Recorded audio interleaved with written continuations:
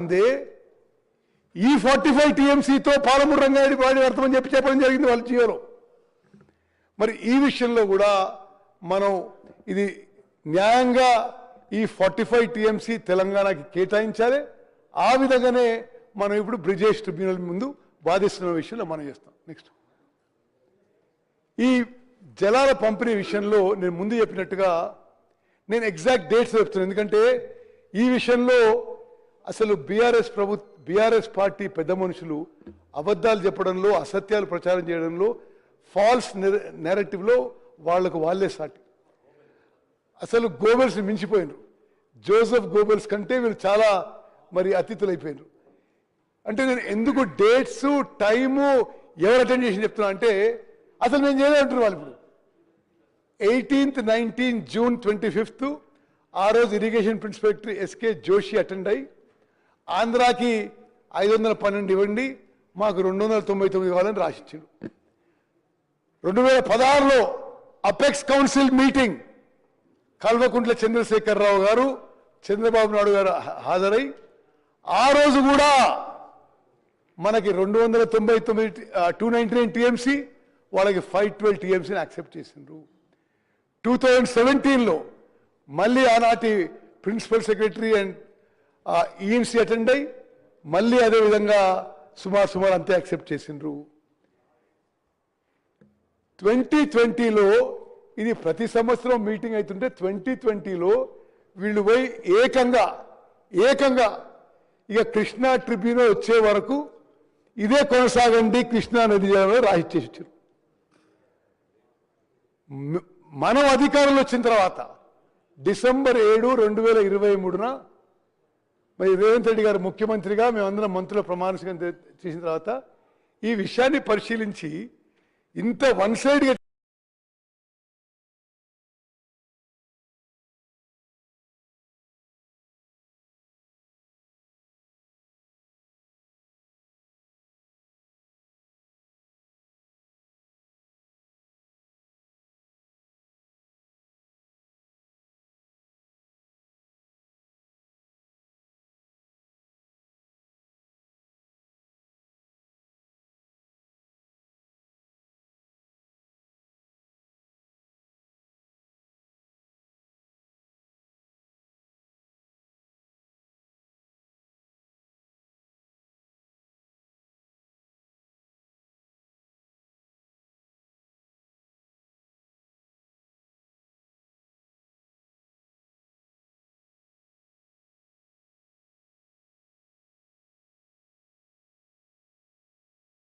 ఒప్పుకునే వాళ్ళు ఇది యాక్సెప్టెడ్ కాదు.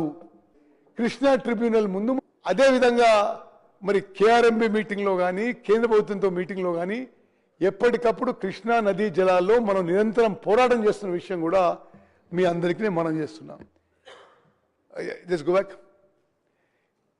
మార్చ్ 2025లో నేను ముఖ్యమంత్రి గారు కేంద్ర జలవనరుల మంత్రి సిఆర్ పాటిల్ గారిని కలిసి కృష్ణా నదీ జలాలు డివిజన్ అయ్యే ఈ సమయంలో మాకే 71%. మరి మీకు అదేవిధంగా ఏ విధంగా ఉమ్మడి మహబూబ్నగర్ జిల్లాకి బీఆర్ఎస్ ప్రభుత్వంలో తీవ్రమైన నష్టం జరిగిందో ఇది ఈ స్లైడ్తో నేను మీకు ఎక్స్ప్లెయిన్ చేస్తాను.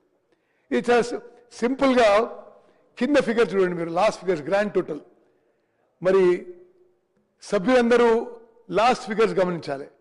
అంటే జూరాల కాంప్లెక్స్ నుంచి వివిధ ప్రాజెక్టులకి ఇయర్ మార్క్డ్ క్వాంటిటీ అంటే మన నీటి కేటాయింపు 65 టీఎంసీలు అయితే ఏ ఒక్క సంవత్సరం కూడా మనకి కేటాయించిన నీళ్లు కూడా ఉపయోగించలేదు.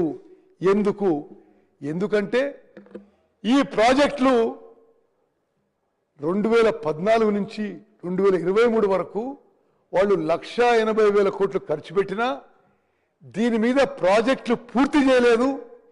ఈ ప్రాజెక్ట్ ఇన్ఫ్రాస్ట్రక్చర్ డెవలప్ చేయలేదు. కాబట్టి ఈ ప్రాజెక్టులకి మనకి నీటి కేటాయింపు ఉన్నా గత బీఆర్ఎస్ ప్రభుత్వంలో పూర్తి చేయలేదు. కాబట్టి మనకి 65 టీఎంసీలు ఇయర్ మార్క్డ్ క్వాంటిటీ అయినా యావరేజ్గా మనం 41 టీఎంసీ వాడుకోగలిగినాము. ఇది ఉమ్మడి మహబూబ్నగర్ జిల్లా ప్రజలకి ప్రతి ఒక్కరికి తెలవాలి. అంటే మనకి అలొకేటెడ్ వాటర్ కూడా అధ్యక్ష అలొకేటెడ్ వాటర్ కూడా ఉపయోగించుకోలేకపోయినాము.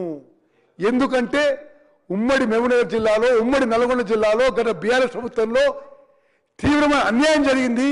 ఇరిగేషన్ ప్రాజెక్టులు పూర్తి చేయడానికి ఏమీ చర్యలు తీసుకోలేదని చెప్పి నేను మనం చేస్తున్నాను. నెక్స్ట్ అదేవిధంగా ఓకే ఇది నెక్స్ట్ అదేవిధంగా ఈ Pothireddypadu head regulator Rayalaseema lift విషయంలో నేను ఈ సభకి కొంత వివరంగా చెప్తా. ఎందుకంటే పోతిరెడ్డిపాడు హెడ్ రెగ్యులేటర్ కానీ రాయలసీమ లిఫ్ట్ ద్వారా తెలంగాణకి రావాల్సిన కృష్ణా నదీ జలాలు 13 టీఎంసీ పర్ డే. ఇది 13 టీఎంసీ పర్ డే. గతంలో ఉమ్మడి ఆంధ్రప్రదేశ్లో 4 టీఎంసీలు ఉంటే 13 టీఎంసీలకు పెరిగింది. దీంట్లో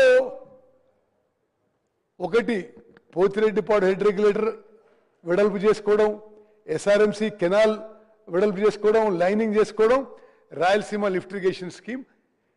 మరి గత బీఆర్ఎస్ ప్రభుత్వంలో వీళ్ళకి తెలిసి ఆ పనులు మొదలైనవి, పనులు ముందుకు పోయినాయి.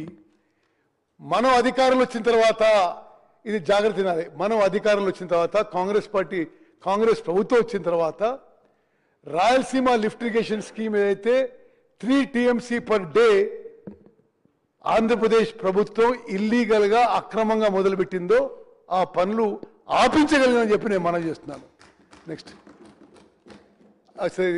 నెక్స్ట్ అదేవిధంగా ఈ పోతిరెడ్డిపాడు హెడ్ రెగ్యులేటర్ విషయంలో అసెంబ్లీలో తీర్మానం చేసినాం. కేఆర్ఎంబీలో కేంద్ర ప్రభుత్వంలో న్యాయపరంగా అన్ని విధాలుగా పోరాటం చేస్తున్నాం.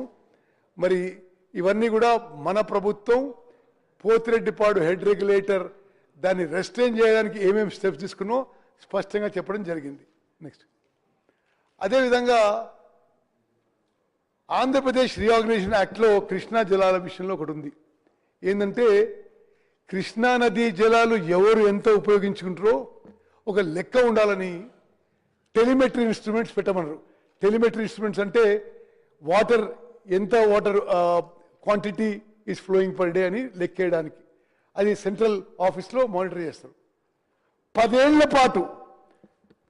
ఏళ్ల పాటు గత ప్రభుత్వం కృష్ణా నదీ జలాల విషయంలో తెలంగాణకు ఎంత అన్యాయం చేసిందంటే కనీసం టెలిమెట్రీ ఇన్స్ట్రుమెంట్స్ పెట్టించలేకపోయినరు. కాంగ్రెస్ ప్రభుత్వం వచ్చిన తర్వాత మేము కేంద్ర ప్రభుత్వంతో కేఆర్ఎంబీతో పట్టుబట్టి ఆంధ్రప్రదేశ్ ప్రభుత్వం ఈ టెలిమెట్రీ ఇన్స్ట్రుమెంట్స్కి వాళ్ళు ఇవ్వాల్సిన బడ్జెట్ వాళ్ళు ఇవ్వకున్నా మేం బడ్జెట్ ఇస్తాం, వాళ్ళ సైడ్ టెలిమెట్రీ ఇన్స్ట్రుమెంట్స్ పెట్టడానికి కూడా మేం బడ్జెట్ ఇస్తామని చెప్పి